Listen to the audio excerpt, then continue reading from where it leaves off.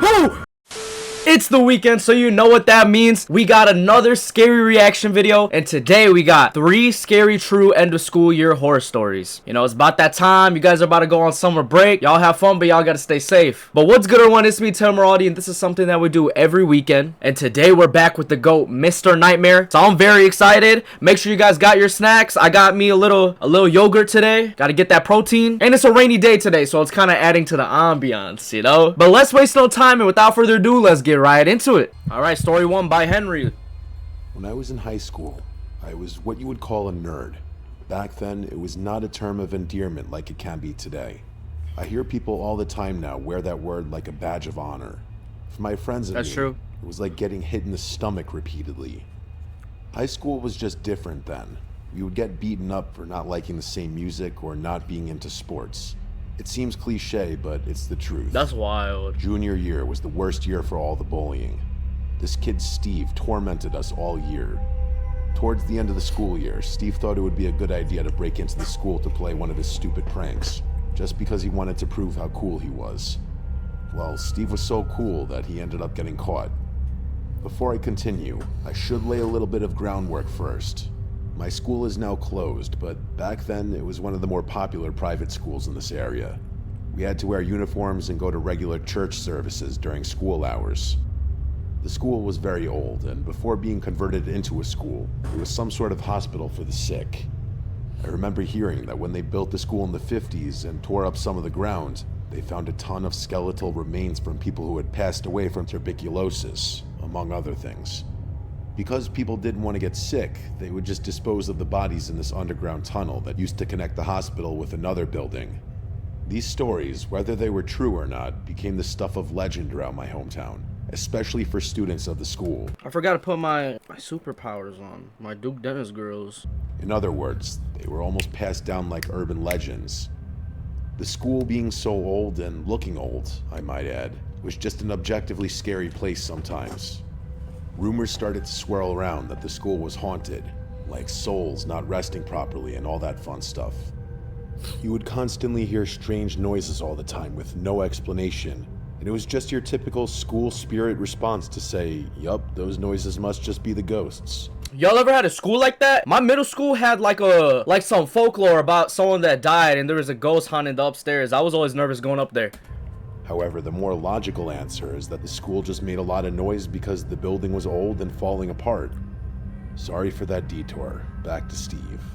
The reason why Steve wanted to break in was that he wanted to pull this elaborate prank. He successfully broke in, started ripping classrooms apart, throwing papers everywhere, and even went to the library and pulled tons of books off the shelves. I hate dudes like Steve. You're probably wondering how Steve got caught. Well, to cap off his ghostly prank, he went to the art room, stole red paint, and started writing a message across the lockers. Your typical horror movie tropes. He wrote things like, "Get out, your soul is next," and my personal favorite, "Death is coming." While he was writing on these lockers, Steve claimed that he heard something coming from the basement. According to Steve, he went to the basement door, and before going downstairs, he saw shadows moving and heard voices talking from the darkness below. He said it sounded evil, and not just like normal whispers. It scared him so badly that he ran. It didn't take long for them to match his handwriting with that of the red paint on the lockers. My school had enough of Steve's nonsense, and they expelled him that week following the investigation. About time, bro. I'll never forget Steve screaming as he was leaving the office. Screaming about something evil in the basement. His words, not mine. I was confident that Steve was making it up, doing anything he could to save himself. Everyone was so sad about Steve, except for my few friends and myself, who hated the kid. In our opinion, he got what he deserved. For the last few weeks of school, we had to listen to everyone talk about how brave he was and how he could have died. Yeah, I'm not even kidding. These fools really thought that Steve was in danger from evil spirits. As school was wrapping up for the year, I suggested something crazy to my friends. On the last day of school, we should break into the school and do what Steve couldn't. We could prove that there are no evil spirits, no ghosts, and most importantly, that Steve was a lying punk. My friends agreed. The plan was just to break in quietly, make our way to the basement, prove that it's just a basement, and then leave. If we heard anything, we run. We don't get caught as Steve did. We thought that if we ran and didn't get caught, nobody would accept us because we were the nerds, the teacher's pets, the fools that actually liked to learn. We weren't the type of kids to do something like this, especially after someone got caught. I remember the night vividly. It was cold for an early summer night. We all had sweatpants and jackets on. We really embraced the whole criminal breaking in identity. We had our hoods up and tried our best to be sneaky. Breaking in wasn't exactly hard for us. Not because we're these master criminals, but because my friend Carson's mom was a janitor for the school and had access to a key. Half the reason we decided to do this. Carson swiped the key and we just walked through the back door. This is like a movie plot. Like a real movie. It was objectively unsettling in there. Anyone who's been in their school after dark knows the feeling. I don't know if we're hardwired that way, but there's just something about being in the school after dark that's unnerving. For us, maybe it was just the years of hearing about all the ghosts. That too, but I also think like schools, hallways are like liminal spaces, as I think they call it. So I get that feeling. I sort of figured I was subconsciously fearing evil ghosts. Urban legends are a powerful thing. We eventually got to the basement, and I have to admit, I was feeling something. I don't know about my friends, but I was actually kind of scared. I didn't tell them that because I didn't want them to make fun of me. My logic in that moment was that I was here and I'm going through with this. We opened the door and didn't see anything. It was a dark staircase that led to an even darker basement. Carson led the way and we followed. Cell phones weren't exactly popular yet, and they most definitely didn't have flashlights yet, so we were using straight-up dollar store flashlights as we made our way downstairs. The basement was creepy, obviously. It was an old building with a dusty basement. There were boxes of storage everywhere. We looked through a few as we walked through the basement. It was old textbooks, Christmas decorations, and extra school uniforms. Probably the creepiest thing about the basement for me was all the old religious statues. I'm weird, but for some reason, old religious statues scare me. Me too. They're just unsettling to me, like old churches freak me out. We continued exploring the basement for a few more minutes. We didn't find any people, but we did find out how massively huge the basement was. It felt like it extended forever. Our flashlights weren't even powerful enough to see the end of the basement from where we were standing. I know they were cheap flashlights, but still. Eventually, we made our way to one of the corners of the basement. It felt colder for some reason. We moved some of the boxes and couldn't believe our eyes. There was a small hole in the wall, I would say probably the size of a large beach ball. It was small, but large enough to crawl through. Oh, Carson God. wanted to check it out, but we were against it. Instead, we shone the flashlight through the hole. It was just dark. It looked like a tunnel. We all had the same idea. This was probably the remains of the tunnel where they had stored all the bodies back in the day. Carson convinced us that we had to at least crawl in a little bit and see. Carson, you got it, We bro. really wanted to prove there were no ghosts. We needed to check that spot. We played rock, paper, scissors to see who would go first, and I lost. I started my crawl through the dark tunnel, and I heard something. I stopped because I thought I had to be hearing things. I could hear my friends laughing because I had stopped already. I told them to shut up because I heard something, and I was trying to listen as hard as I could. I could clearly hear something, but I couldn't tell what it was. The only way I can describe it is that it sounded like whooshing. Not like wind, but something else. I shouted down the tunnel, and the whooshing sound slowly sounded like it turned into a whisper. I kept asking if anyone was there, and the whispering continued and grew louder. Then it was just quiet. I could hear my friends asking me what the holdup was, but I couldn't answer. I just sat there in the tunnel, using my flashlight to give me any What if answer. there's like people in there? I crawled forward a little bit, and then my flashlight picked up something. Squatting in the tunnel, maybe 15 feet away from me, was a person. Oh! It looked old and decrepit. Bro, why'd it do I that? shouted, but didn't move. The person just stared back at me with vacant eyes and this unsettling half-opened look. He had no shirt on and was extremely skinny. I could basically see his ribs. I asked if they were okay, and they didn't move. As I tried to crawl backwards, the person literally lunged toward me in that squatting position. He was making this unnaturally weird noise. Trying to crawl backwards while staring at this person was the worst experience of my entire life. My friends were confused until I finally cleared the tunnel, and they saw this person crawl out after me. As he took a step out of the tunnel, he tried to grab me like some feral human being. We sprinted to the stairs and never looked back. As we got to the top of the stairs and closed the door, we could hear the person in the basement, but they stopped chasing us as we got upstairs. We ran out of the school and back to my place. We couldn't explain what we saw. Don't get me wrong, I'm sure this wasn't an undead evil spirit, but that doesn't mean I can explain it. The best answer I could come up with was that the tunnel must empty out somewhere, maybe a sewer of some kind, and this homeless person or crackhead must live on the streets. Probably. Or at least they used to, until they found the shelter under the school. That was my logical answer then, and I still stand by that to this day. The one thing I can't get past is the eyes. This person had eyes I had never seen Don't before, show me, bro. and I haven't seen them since. The school shut down several years ago, and when it did, I thought about that night and wondered if the tunnel was still there. If by some chance this was some sort of ghostly figure, I just hope that tearing down the school helped him find peace. That was not no ghostly figure.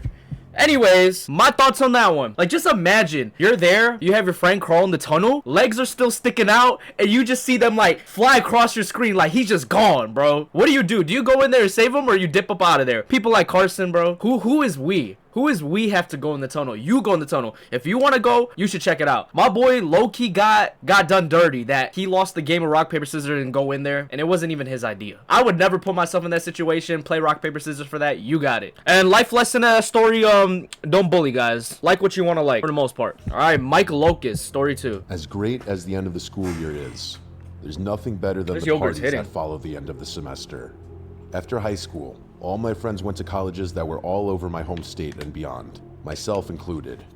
My college was 8 hours from where I grew up and 2 states away. I couldn't wait to get home after finals so I could see my friends again and, more importantly, party it up. Hey, I had already planned this huge party at my friend Logan's house. His parents had this mansion in the middle of nowhere with a pool, a huge backyard with a bonfire, those and are the tons of good places to parties. crash. It was an ideal location for a party, especially because his parents were going out of town the first weekend that we were all going to be home. It was like the stars were aligning for all of us degenerates. Before the party started, I met up with Logan and a few other friends. We went to the mall, grabbed some food, and shared stories about our college experiences so far. A more accurate way to put that is we shared stories about how the party scenes at our colleges were. Before the party, we talked about ways to spice things up. How could we make this party more epic than it was already gonna be? Logan suggested making it a costume party. It seemed like a weird idea for the end of May, but since we were away in college for Halloween, this would be our Halloween party. It didn't take much to convince us. We spread the word around and told people to come in costumes if they were able to on short notice. People loved the idea. I posted something on Instagram about the party, so my college friends could see that I was just as much a degenerate at home as I was away. Found candy corn at one of the local grocery stores, and that was the extent of our Halloween setup. We all threw together cheap costumes at the last minute and got ready for people to start showing up. I decided to take an old, cheap Jason hockey mask I had lying around in the basement and go as Casey Jones. People started shuffling in around 10 that night with drinks and makeshift costumes. The Purge was new around this time, so most of the girls were wearing a Purge-inspired costume. Before we knew it, the party was out of hand. That movie was peak when it came out. Just like a lot of parties we threw in the past, a lot more people showed up than we had invited. Since Logan's parents weren't home and we didn't really have to worry about neighbors, he didn't care and just kept letting people show up. I lost track of how many people were there, and because of the costumes, I really had no clue who was even there other than a few of my close friends. A few hours into the party, I was acting a fool on the back deck, telling drunken stories. I looked up at one point and noticed a girl with one of those cool masquerade ball masks on inside the house. It looked like she was staring right at me through the sliding glass door. I waved, and she waved back. She was standing alone, drinking something out of a red cup. I asked the people on the deck if they knew who she was, and nobody had any idea. I went inside to talk to her, but as I got closer, she walked away into the house. By the time I got inside, she was gone. I looked around quickly, but I didn't see her. I wasn't sure if she was trying to play some type of game, but I didn't want to be creepy in case she wasn't, so I went back outside. Some time had passed, and I hadn't seen the girl. Every few minutes, I would scan the area and look for her, but I didn't see her. It was a few hours later before I saw her again. I jumped into the pool with my mask still on. While I was swimming, I looked up and saw her walking towards the back of the yard by herself. Logan didn't have a fence. It was a huge yard with a tree line in the back that emptied into a small forest. She was heading for the trees. I shouted for her a few times, and it seemed like she couldn't hear me. It didn't help that I didn't know her name, so I was just yelling gibberish in her direction. When she got to the trees, she stopped. She looked back at me and waved again. I jumped out of the pool. I looked around me to make sure she was waving at me, and she clearly was. Even though she was a good distance away from me, I could clearly see the bright gold mask. While I was waving at her, she gestured for me to follow her into the woods. I didn't even think twice about it. Oh no! Into the tree line. Sprinted? Nah, bro, this dude is starving. This dude was ready to put his life on the line for this shorty that he doesn't even know. Into the woods. She was far enough away that by the time I got there, she wasn't standing there anymore. To give you an idea of just how far the pool was from the tree line, that I brother's could barely hear the loud music from standing next to the trees. While standing at the trees, I started saying things like hello and are you there? As I said before, I didn't want to creep her out by following her, even though she did gesture for me to do that. I was trying to look into the dark forest, but I couldn't see her. I was looking for the reflection of the moon off the gold mask. After a couple of minutes, I said that I was going to head back to the party because I was freezing. After I got out of the pool, I never put a shirt or pants on, so I was standing there shivering with nothing but a cheap plastic hockey mask and a bathing suit. I had gotten so excited to meet this girl, I just ran off without drying off. Bathing suits. As I turned around to head back to the party, I heard a voice. She said softly, "Don't go back yet. Come and find me first." That was all I needed to hear. I turned back around and continued looking through the dark trees. I kept telling her I couldn't see her. I heard a branch snap to my left, but then her voice to my right. She said that she was just over here. She started acting flirtatiously. She said I looked cold and that she could warm me up. I know that's weak for sure, but it worked on me. I started heading into the forest towards her voice. A few feet in, I saw her gold mask on the ground. I picked it up. It really was a cool mask. Oh my god. I walked a little further into the woods. This little dance we were doing had me so invested I had forgotten how cold it was in that moment. I finally saw her standing a few feet away from me. It was dark, so I couldn't see her face. She had a white tank top on, black shorts, and her dark hair was down over her face. My smooth line to her was that I found her mask. She laughed and thanked me. She asked if I could bring it over. I started walking towards her, and she didn't move at all. She didn't even extend her arm to grab the mask. Bro, what's about to happen? As I got closer, I could see that her head was down a little bit, and her hair was still obstructing her face. I started to extend my arms to hand her the mask, and told her that my name is Kip. That's when she said, "I know who you are." I finally recognized the voice, but I couldn't place it. It was familiar, but I just couldn't place it at that moment. Bro, it might be one of his homies pretending to be a girl, who knows? Thought it had to be a girl I went to high school with. When I was only inches away, she finally lifted her head up. That's when I recognized her. X? It was a friend of a girl that I dated briefly in college. Remember, my college was 8 hours away. What the hell was she doing here? She took a step back, and from my left, I heard the sound of branches snapping again. I looked, and before I could react, my ex was heading toward me fast, holding a metal baseball bat. Oh, nah. She took a swing right for my head. I dove to the ground, and somehow she missed me. I heard her scream, and then she took another overhead swing with the bat and missed again. I got up and ran. That's all I could do. I just kept running all the way back to the party, screaming that someone was in the woods. That put a downer on the party immediately. I was cold and shaking with adrenaline.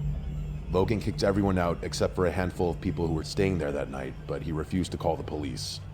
He didn't want to get in trouble for having the party. I clearly couldn't drive, but I was terrified all night. I made sure Logan checked every lock in the house. I watched out the back windows the entire night, but never saw anything that I could confirm was them. The tree line was so far away that I couldn't even tell if they were standing back there. As soon as the sun started to rise, I got in my car and left. I couldn't believe this girl traveled 8 hours to attack me. Maybe even worse. I didn't realize that I had such an effect on that girl. We only dated for a few weeks, and I ended things because she seemed a little unhinged. She constantly wanted to see my phone and my emails, which I hated, but I never refused. I would go back to my dorm after class, and she'd already be in my room asking why I was 2 minutes late. It was just too much, especially for something that was only a few weeks in. Well, my harmless breakup must not have been that harmless after all. I spent the rest of that summer constantly looking over my shoulder. Every time I saw a girl who even remotely resembled her, I got in my car and left. I can say that she helped me mature, even if it was unintentional. I stopped drinking and even partying hard after that night. She didn't go back to that college after that summer, and I never saw her again. For a while, I tracked her on social media, but eventually she got rid of that. Be careful what you say to people. Sometimes what you say may seem harmless to you, but it can have profoundly different effects on other people. I can't imagine the thought process of driving that far and planning to cause harm like that. If she had made contact with the bat, I don't think I would be sitting here writing this story today. That's actually crazy. I'm gonna say Mr. What's his name? Locust. He's down bad, and so is the ex. Bro, if you guys have any type of like crazy exes like that, I don't have no advice for you, not gonna lie. Just stay safe out there. But like for you guys that get broken up with, bro, just move on. Like think about it. That girl was seeing red that whole time, and she drove 8 hours just to hurt, bro. Not even that. She didn't even get a hit on him. I do not condone any of that violence, but like if you're driving 8 hours to put a hit on somebody, that's insane. You gotta have different type of anger to be that mad. And never be that down bad for a girl, bro. Never play hide and seek in the woods. There's a lot of lessons to be learned here, bro. If she wants you, she'll come after you. If not, move on. Guy or girl. Okay, Mr. Anonymous. Last year, I got my first real extended job as a substitute teacher. I had subbed all over the area for a while, but in April of last year, one of the teachers in the school I subbed at often went out on maternity leave. From April until the end of the school year in late June, I served as one of the history teachers. Honestly, my few months there were great. Being a substitute teacher can sometimes be a nightmare depending on the school and age group you're with. Specifically for this job, I was teaching seniors in high school. By the time April hits, a lot of the seniors are already feeling the effects of senioritis. Yep. In other words, they're checked out. For my few months there as the teacher, I kept lessons brief and fun. At this point in the curriculum, the students were learning about government. Instead of just drowning the students in lectures and notes, I focused more on healthy debates and how to communicate with people who may not agree with your political ideas. It may seem controversial, but it ended up being rewarding. Before I knew it, finals were over and summer vacation was about to begin.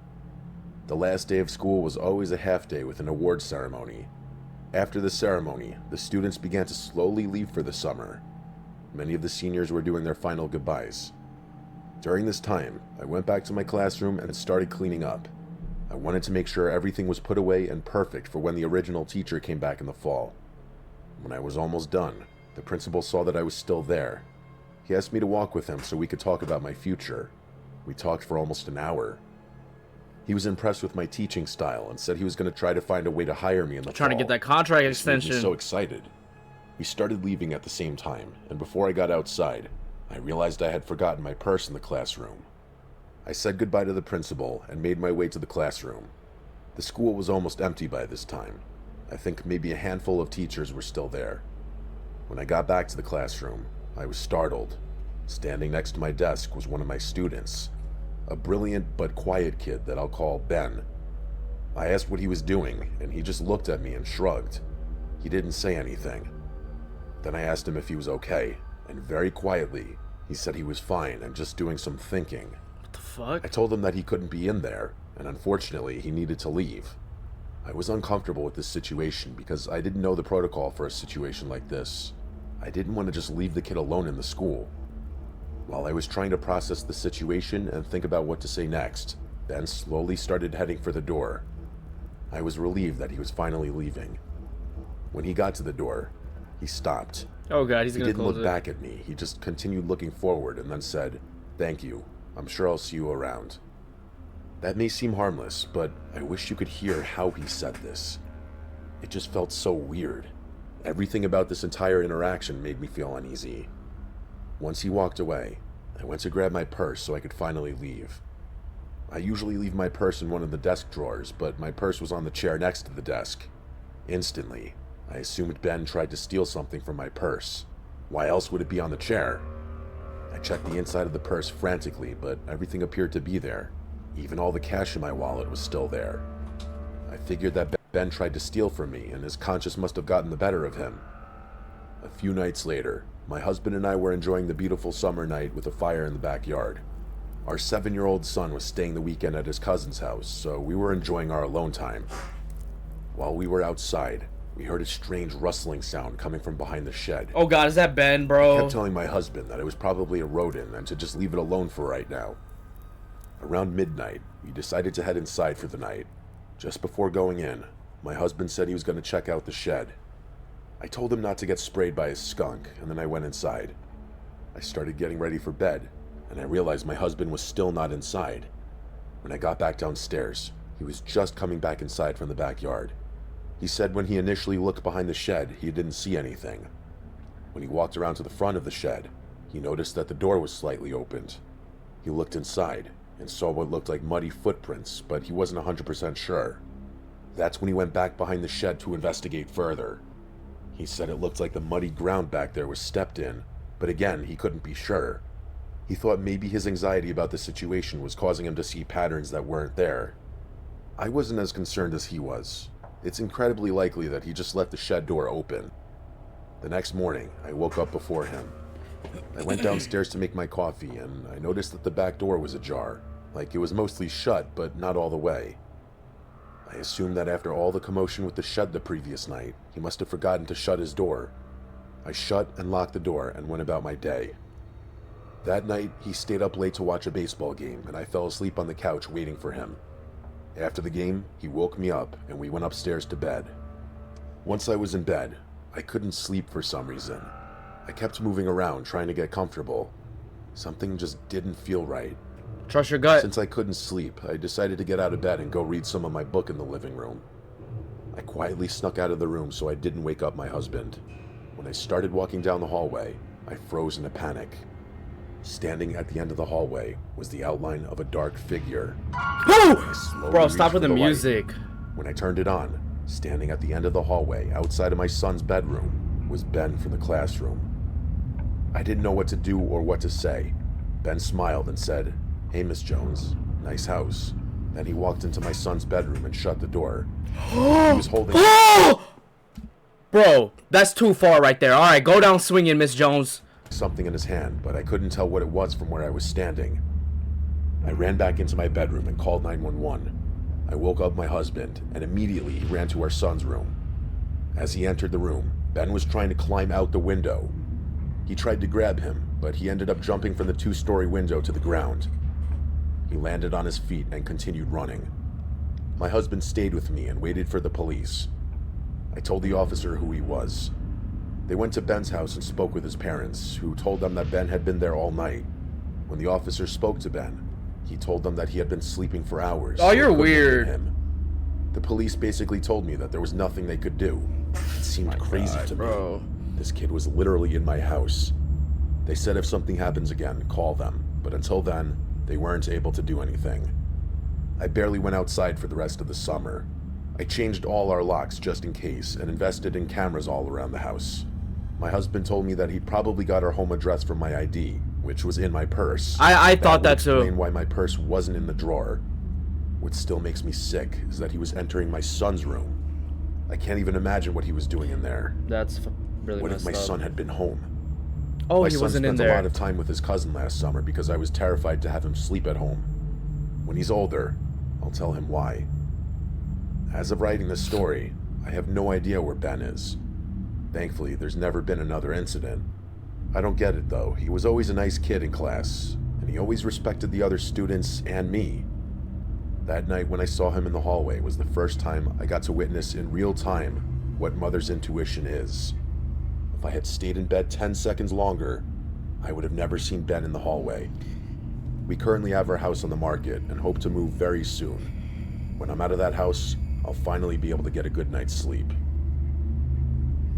See, bro, hey, you think you know a guy. These people be putting on these fake personas, acting like they're all buddy-buddy. You guys gotta watch out and just trust your gut. Can't trust everybody. But, like, that's so weird. This is why he told Miss Jones, I'll see you around. Like, are we serious? He just showed up for what? What was his intentions? I was scared for a second because I thought the son was in the room. I was about to crash out because if that was me, because it said she, like, went back to call 911, then get her husband. Bro, if that was me, I'm running up in that room and, like, Ben would be put on the ground, like, body slam style, choke slam, bro. All right, guys, y'all gotta stay safe. Always trust your gut. Keep your head on a swivel this summer, just in life, wherever you're at. Always be cautious of what's going on around you. Analyze people for your peace of mind, unless you're like from somewhere that's like hey neighbor and all that type of places, like where everyone's friendly and stuff. But all right, guys, that's our scary reactions for the week. Let me know what you guys want to check out next. Got some scary games lined up this week, as well as a live stream for the new Fears to Fathom, so I hope you guys come and join for that one. This is gonna be my first stream, so I'm excited. But thank you for watching the video today, guys. If you guys are new, appreciate if you drop a like, sub, comment, and turn on post notifications.